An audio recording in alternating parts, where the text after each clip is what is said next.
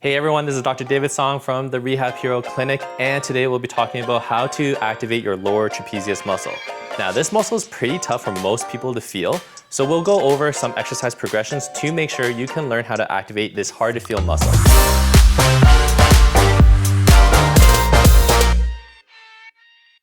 The lower trapezius muscle is actually part of a larger muscle called the trapezius. Now, most people are familiar with the upper trapezius muscle, which is the neck and shoulder muscle. But the lower trapezius is just as important in terms of shoulder function. What it does is it helps the upper trapezius with upward rotation of the shoulder.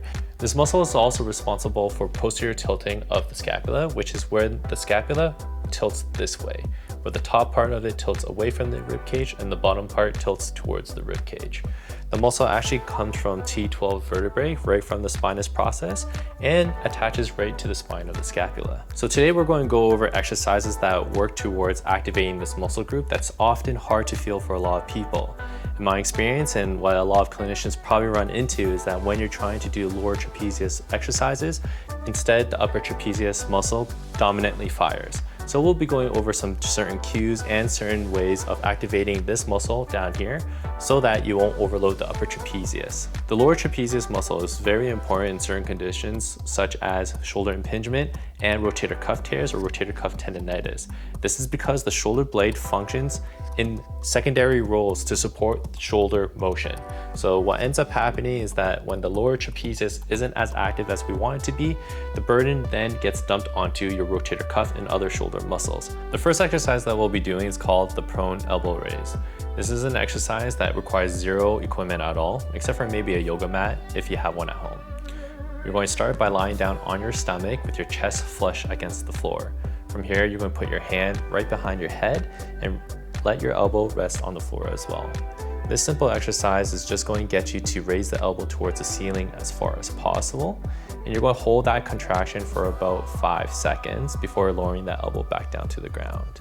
While you're doing this exercise, it's really important to start to focus on the lower fibers of that trapezius. So you'll feel this kind of in the mid-back region.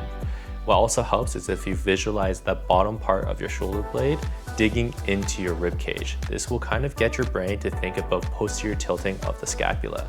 We're going to do about 5 to 6 repetitions just to warm this muscle up and get you feeling the muscle.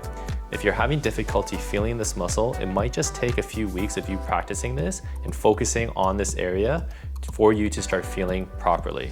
Before you move on to the next exercise, you really want to master this first basic movement. Got it? All right, let's move on. The next exercise that we're going to be doing is called the prone Y raise. It's pretty much the same exercise, except for we're going to load the muscles of your shoulder blade a little bit more by not supporting your hand on your head.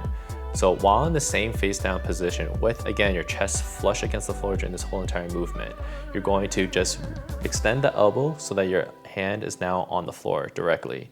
From here, you want to be in a thumbs up position and you're going to raise that hand towards the ceiling as far as you can. You still want to really focus on activating the lower trapezius muscle. Again, you're going to feel this in that mid-back region. Hold that contraction for about 5 seconds and then slowly lower it back down to the ground. And we're going to do about 5 to 8 repetitions of this exercise. You can do about 2 or 3 sets depending on how hard you're finding it. If you're finding it a little bit easier, you could go into fatigue by doing a few more sets. This exercise is also best done 2 or 3 times a week.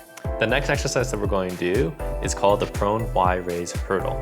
We're going to start in the same position that we just finished off at with the prone Y raise, except for this time we're going to use any household object or exercise equipment like a yoga block or kettlebell to act as a block in this exercise.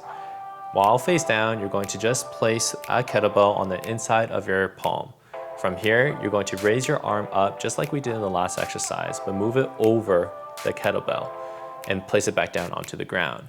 This will change a different angle of your lower trapezius muscle. From here, you're going to raise your hand over, back up, and back down onto the other side of the kettlebell. When you're doing this exercise, it's important to take your time and take about 4 seconds to complete one side of the movement. This is because we want to train the active control of the lower trapezius muscle. Once you get good at this exercise, we're actually going to move on to a more loaded exercise called the banded Y raise. The next exercise that we'll be doing is going to utilize a tube band, but you can use any band of your choice as long as the resistance is appropriate to your strength levels. So what I got going on is I have this band actually strapped around a solid object like a squat rack, or in this case, a cable pulley machine. If you're at home, I do think it's better that you buy a door anchor.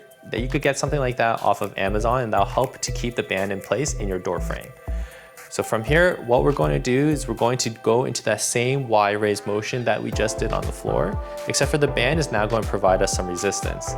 So with the band anchored at roughly waist height, we're just going to hold the band in a thumbs up grip, and we're going to pull that band up, back, and behind us. You're going to feel that same muscle contract on the back of your shoulder blade, and you're going to bring it back down. From here, you're going to hold it for about 5 seconds, just so you can make sure you got a good contraction going on, and then you're going to come back down. Now, it's completely okay to bend the elbow for this exercise, since it's mostly a shoulder blade exercise and not an arm exercise. But if you can keep the arm as extended as possible, this will provide the most amount of resistance and work for that lower trapezius muscle. If you get good at this, we can move on to the next exercise. Okay, so at this point, you should have a pretty good handle at activating your lower trapezius muscle. So now it's time to get it to work together with your middle trapezius and upper trapezius in a much more dynamic motion.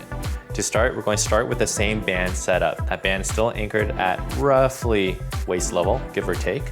From here, you're going to pull that band back with your arm tucked in towards your side. You really want to make sure that during this exercise that your wrist is stacked right above your elbow. So what you should observe is that your forearm is just a vertical pillar relative to the floor. From here, you're going to maintain that kind of position, and you're just going to raise your arm towards the ceiling. You're going to go until your arm is just completely straight. You could bring it closer to your head if you want, and then you're going to bring it back down. Now, it's important to keep your core engaged so that you're not hyperextending the spine. Now, hyperextension of the spine is not dangerous, it's just not the goal of this exercise right now. For some people, that might be a good idea, but for the purpose of this video, we'll try to maintain control over our core. As you're completing this exercise, if you do notice that your hand moves forwards just like that, it just means you're not ready for that band resistance. If you're already using the lightest band possible, you might want to just go back to the previous exercise and work on that for a week or two before moving back onto this exercise progression. When you're going to do this exercise, you can aim for anywhere between 10 to 20 repetitions, and you're going to do about 2 to 3 sets with about 1 to 2 minutes of rest in between.